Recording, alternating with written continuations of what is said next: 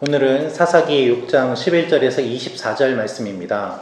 오늘 말씀은 고통 가운데 있는 이스라엘 백성들을 하나님께서 구하시기 위해서 사사를 세우시는 내용이 기록되어 있습니다. 그러나 그는 매우 믿음이 적은 사람이었습니다. 그는 하나님을 제대로 믿지 않았습니다. 그 모습을 보면서도 하나님께서는 그를 인내하시고 사사로 세우십니다. 오늘 이 말씀을 통하여서 우리에게 주시는 하나님의 마음을 함께 나누어 보기를 원합니다. 11절 말씀입니다. 여호와의 천사가 아비에셀 사람 요아스의 땅인 오브라에 와서 떡갈나무 밑에 앉았습니다.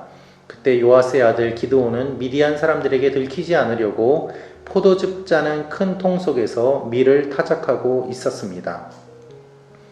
여러분, 눈을 피해서 포도즙 짜는 큰 통 속에서 밀을 타작하고 있는 사람이 있었습니다. 그가 바로 기드온입니다. 미디안 사람들이 괴롭히고 많은 것을 빼앗아 갔지만 그나마 남아있는 약간의 밀이 있었습니다. 포도를 거둘 수는 없었습니다. 그 모든 것들을 다 빼앗겼기 때문입니다. 따라서 포도즙을 짜는 그 틀 가운데서 약간의 밀을 타작하고 있는 이 어떻게 보면 연약하고 또한 소심한 사람, 그 사람에게 갑자기 하나님께서 나타나십니다. 12절 말씀입니다. 여호와의 천사가 기드온에게 나타나 말했습니다. 그대 용맹스러운 용사여, 여호와께서 너와 함께 하신다. 천사의 말은 기드온의 모습과 너무나도 대조적입니다. 숨어서 밀을 타작하고 있는 기드온과 하나님께서 말씀하시는 용맹스러운 용사라는 말이 잘 어울리지 않는 것처럼 보입니다. 그런데 여러분, 하나님은 우리에게 이렇게 말씀하십니다. 너 강한 용사여 라고 말입니다. 우리의 현재 모습을 보시는 것이 아니라 우리의 변화될 모습, 그리고 하나님 앞에서는 이미 변화되어 있는 그 모습을 주님께서는 보시고서 말씀하고 계시는 것이죠. 그것이 우리의 시각과 주님의 시각의 차이입니다. 하나님은 우리에게 강한 용사라고 말씀하고 계십니다. 그러나 우리는 그것을 받아들이지 못합니다. 나의 모습이 그렇게 강하지 않게 여겨지기 때문입니다. 그래서 기드온은 이렇게 이야기합니다. 13절 말씀입니다. 기드온이 그에게 말했습니다. 내 주여, 여호와께서 우리와 함께 하신다면 왜 우리에게 이 모든 일이 일어나는 것입니까? 여호와께서 우리를 이집트에서 구출해 내지 않으셨느냐라고 우리 조상들이 우리에게 말했는데 그분의 모든 기적들은 어디에 있습니까? 지금 여호와께서 우리를 버리고 미디안 사람들의 손에 우리를 넘기셨습니다. 하나님이 계시다면 왜 우리를 이렇게 하십니까? 라고 기드온은 이야기하고 있습니다. 그는 어느 정도의 내용은 알고 있습니다.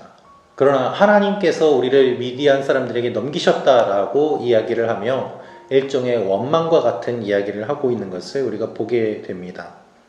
그런데 하나님께서는 기드온에게 이렇게 말씀하십니다. 14절입니다. 여호와께서 그에게 말씀하셨습니다. 너는 기운을 내고 가서 미디안 사람의 손에서 이스라엘을 구원하여라. 내가 너를 보내는 것 아니냐. 그렇습니다. 그래, 내가 미디안 사람들에게 너희들을 넘겼다.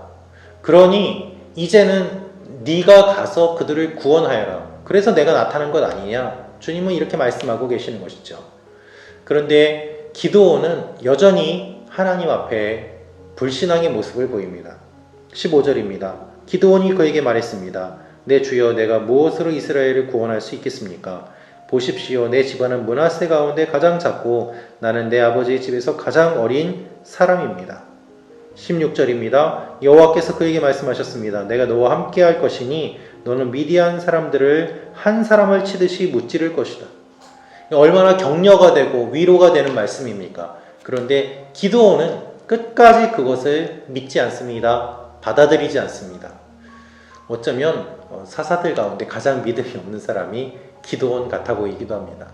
몇 번이나 하나님을 시험하기 때문입니다. 이것이 무엇을 의미할까요? 사사로 세움을 받는 이 사람이 하나님을 영적으로 몇 번이나 시험할 정도로 이스라엘의 전체적인 믿음이 타락했음을 우리가 알 수 있습니다. 여러분, 슬프지만 목회자들 가운데서 구원의 확신이 없고 그리고 거듭남의 경험이 없이 목회를 하는 분들이 있습니다. 얼마나 슬픈 일입니까? 성경을 확신 없이 전하는 것, 그것만큼 슬픈 일이 어디 있습니까? 본인이 확신 없이 전하는데 듣는 사람은 확신이 생기겠습니까?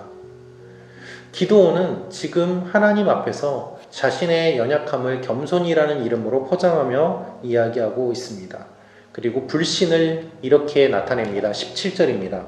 기드온이 여호와께 말했습니다. 만약 제가 주께로부터 은혜를 입었다면 저와 말씀하시는 분이 주이심을 제게 표적으로 보여주십시오. 이 기드온의 제안에 하나님께서는 너무나도 너그럽게 그것을 받아주고 수용하고 계십니다. 기드온이 이렇게 하는 것이 이번이 처음입니다. 이 다음에 우리가 또 너무나도 잘 아는 양털 사건이 있습니다.